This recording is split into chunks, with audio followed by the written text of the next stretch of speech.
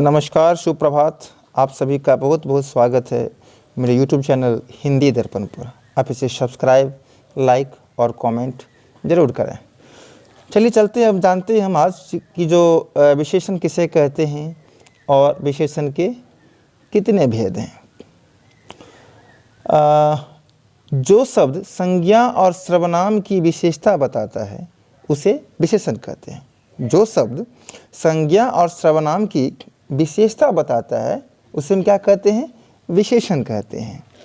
जैसे आप कह सकते हैं कि सुंदर लड़की, काली गाय, लाल टोपी। यहाँ पर क्या है? सुंदर लड़की की विशेषता बता रहा है, काली गाय की और लाल टोपी की। यहाँ पर सुंदर, काली और लाल विशेषण है। ओके, अब चलते हैं। विशेषण दो प्रकार के होते हैं, एकदम ध्यान दीजिएगा। विशेष विशेषण और विधेय विशेषण। जो विशेषण संज्ञा और सर्वनाम से पहले आता है वह विशेष विशेषण होता है, तथा जो विशेषण संज्ञा सर्वनाम के बाद आता है उसे विधेय विशेषण कहते हैं।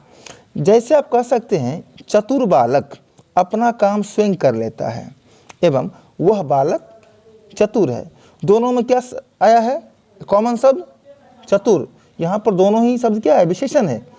परंतु जो पहले आया है, बालक से पहले आया है, वही क्या है? विशेष विशेषण है। और जो बालक के बाद आया है वही क्या है?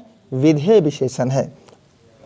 आशा करता हूँ कि आप लोग ये दोनों को समझ गए होंगे, विशेष विशेषण और विधेय विशेषण। अगर आप चाहें तो इसे नोटबुक में आराम से आप नोट कर सकते हैं। अब देखेंगे हम कि विशेषण के कितने भेद हैं, सब पर बात करेंगे बारी बारी से। तो विशेषण के 4 भेद हैं: गुणवाचक विशेषण, संख्यावाचक विशेषण, परिमाणवाचक विशेषण और चौथा है सार्वनामिक विशेषण। तो गुणवाचक, संख्यावाचक, परिमाणवाचक और सार्वनामिक, ये चारों पर हम बात करते हैं बारी बारी से। तो फर्स्ट हमारा होगा गुणवाचक विशेषण। जिन विशेषण शब्दों से संज्ञा या सर्वनाम के गुण व दोष, ध्यान दीजिएगा, गुण व दोष का बोध हो, अर्थात जिन विशेषण शब्दों से संज्ञा या सर्वनाम के गुण, दोष, रंग, आकार, स्थान, काल, दशा इत्यादि का बोध हो, वह गुणवाचक विशेषण कहलाता है। जैसे कह सकते हैं कि वह लड़की सुंदर है, सेब मीठा है, सुरेश लंबा है।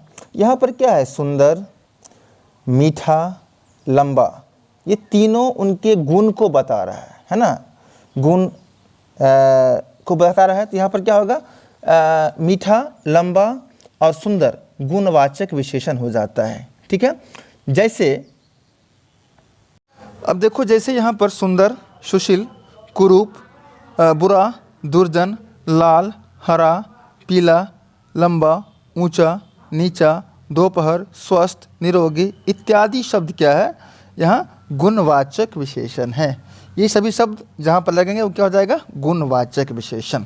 ओके, तो अब हम लोग आगे बढ़ते हैं संख्यावाचक विशेषण की ओर। ठीक है। संख्यावाचक विशेषण, संज्ञा या सर्वनाम की संख्या का बोध जिस विशेषण द्वारा होता है उसे संख्यावाचक विशेषण कहते हैं। जैसे मुझे 5 रुपये दो, यहाँ 10 लोग खड़े हैं। इसमें क्या है? 5 रुपया और 10 लोग क्या कर रहे हैं? यहाँ पर संख्या को निर्धारित कर रहा है। तो यही क्या है? संख्यावाचक विशेषण है, अर्थात 5 रुपये और 10 लोग संख्यावाचक विशेषण है। ओके, अब हम देखेंगे कि संख्यावाचक विशेषण के कितने भेद हैं। 2 भेद हैं इसके, निश्चित संख्यावाचक और अनिश्चित संख्यावाचक। दोनों का देखेंगे डेफिनेशन अलग अलग से। ओके, अब निश्चित संख्यावाचक क्या है? जो शब्द निश्चित संख्या का बोध कराए वे निश्चित संख्यावाचक विशेषण कहलाते हैं। जैसे देखिए, 5 रुपया, 10 लोग इत्यादि, ये क्या है? अब है अनिश्चित संख्यावाचक विशेषण। जो विशेषण शब्द निश्चित संख्या का बोध नहीं कराता वह अनिश्चित संख्यावाचक विशेषण कहलाता है। जैसे कुछ रुपया, कुछ लोग, यहाँ पर आपने देखा ऊपर क्या है? जो 5 रुपया और 10 लोग, यहाँ पर निश्चित संख्या का बोध हो रहा है, लेकिन यहाँ पर कुछ लोग, कुछ रुपया इत्यादि, ये क्या है? ये निश्चितता का बोध नहीं करवाता है। इसीलिए निश्चित और अनिश्चित में आप दोनों में अंतर समझ गए होंगे। ये है संख्यावाचक विशेषण के 2 भेद। निश्चित संख्यावाचक और अनिश्चित संख्यावाचक। अब है अगला परिमाणवाचक विशेषण। जिन शब्दों से किसी वस्तु की मात्रा का बोध हो उसे परिमाणवाचक विशेषण कहते हैं। जैसे 5 किलो आलू, 2 मीटर कपड़ा, 2 गज जमीन इत्यादि। यहाँ पर 5 किलो, 2 मीटर और 2 गज, यही क्या है? परिमाणवाचक विशेषण है। इसके भी दो भेद है, जानते हैं अब हम। पहला है निश्चित परिमाणवाचक और दूसरा है अनिश्चित परिमाणवाचक। दोनों का जानते हैं डेफिनेशन क्या है। अब पहला है निश्चित परिमाणवाचक। जो विशेषण शब्द किसी वस्तु की निश्चित मात्रा का बोध कराते हैं वह निश्चित परिमाणवाचक विशेषण कहलाते हैं। जैसे 2 मीटर कपड़ा, 2 किलो चीनी, 5 गज जमीन। यहाँ पर आपने देखा क्या? 2 मीटर, 2 किलो, 5 गज, यहाँ पर निश्चित मात्रा में है। लेकिन वहीं पर अनिश्चित क्या है कि जो विशेषण किसी वस्तु की निश्चित मात्रा का बोध नहीं कराता वह क्या कहलाता है? अनिश्चितवाचक विशेषण। जैसे मान लीजिए आप कहते हैं कि थोड़ा दूध दे दो, कुछ सब्जी चाहिए, थोड़ी चीनी दे दो, कुछ कपड़ा दे दो, तो यहाँ पर थोड़ी, कुछ, मतलब ये सब क्या है? अनिश्चितता का बोध करवाता है। लेकिन वो वस्तु माप तोल की होनी चाहिए, है ना, माप तोल वाली। तो यहाँ पर निश्चित और अनिश्चित परिमाणवाचक में आपने अंतर समझ लिया होगा।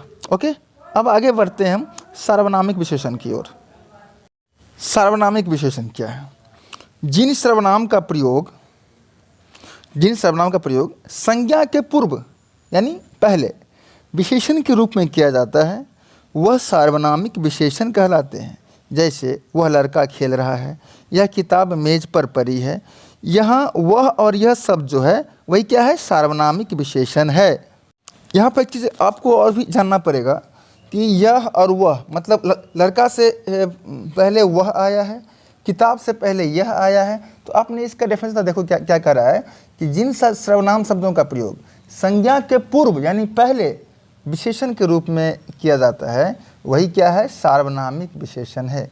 तो आसानी पूर्ण विश्वास है जो आप लोग सार्वनामिक विशेषण को जान गए होंगे। ठीक है, तो आप अभी विशेषण के भेद और उनके रूप प्रकार सभी को देखा आपने। आसानी पूर्ण विश्वास है कि अब आप लोग हिंदी दर्पण पर विशेषण के सभी विषयों को जान लिए होंगे। आप लोग घर में रहिए, स्वस्थ रहिए, हमारे चैनल को देखते रहिए। जय हिंद, जय भारत।